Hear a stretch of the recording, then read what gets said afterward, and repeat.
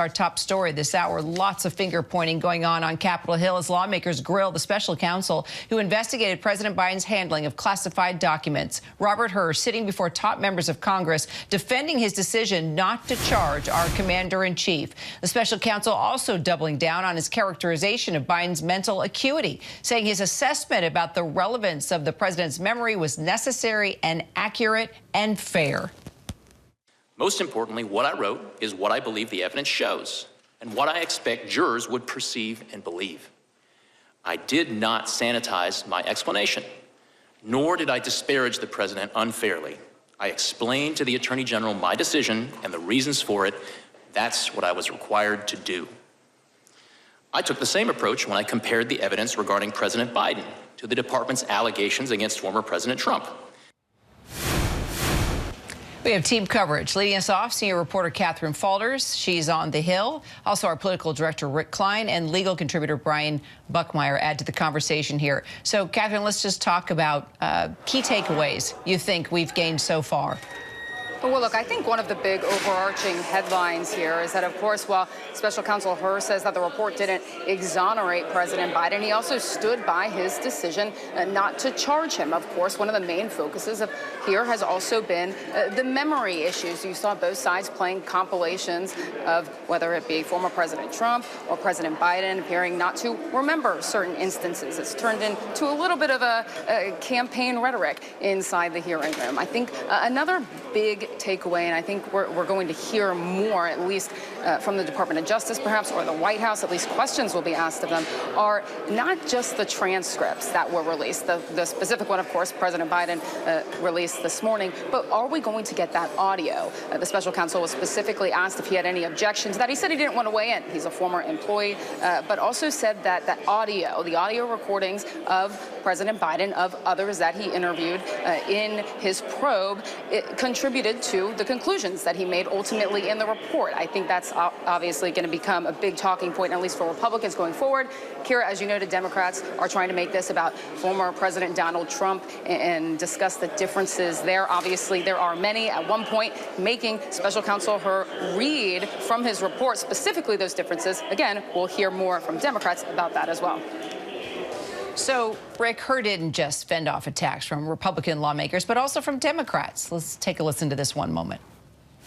But you are a Republican, though, aren't you? I am a registered Republican. Yes, sir. And you're doing everything you can do to get President Trump reelected so that you can get appointed as a federal judge or perhaps to another position in the Department of Justice. Isn't that correct?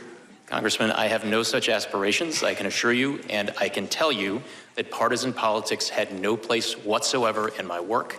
It had no place in the investigative steps that I took. It had no place in the decision that I made, and it had no place in a single word of my report.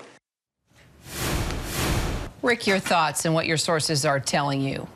I don't think Robert Hur has to worry about being on any list of any appointment in the Trump administration. I think that ship sailed with the decision not to charge Joe Biden. And I think I was struck. I was a little surprised by how Democrats decided to handle this today here. I expected Republicans to take the language about Biden's mental capacity and also the comparisons with Trump and run with that. I didn't expect so many of the Democrats would attack Robert Hur and sort of undermine or seek to undermine his general conclusions and his motivations around this, especially given the way the transcript came out, which largely backed up the way that Hur described things. There were some quibbles, and I think the details are important for people to look at in the transcript. But Robert Hur didn't make stuff up about what happened in the interview with Joe Biden. That much is clear from the transcript, and if the audio or the video ever come out, I think we learn even more around that. Hur, I think, deserves a modicum of praise for giving people the full picture as he saw it about where his conclusions were. And clearly, there's not a lot of people in that room that agreed. So, Brian, Robert Hur said, unlike Trump, Biden did not believe the documents to be his personal property. What do you make of how he explained that?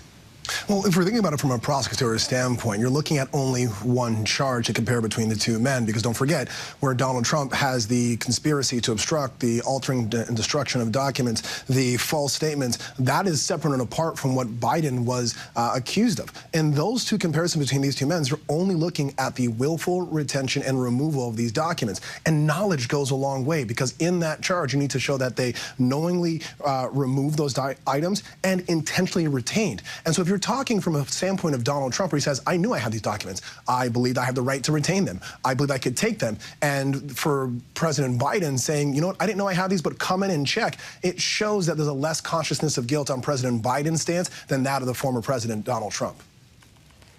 All right, Catherine, Rick, Brian, thank you so much. We'll continue, of course, to follow the hearing as it continues.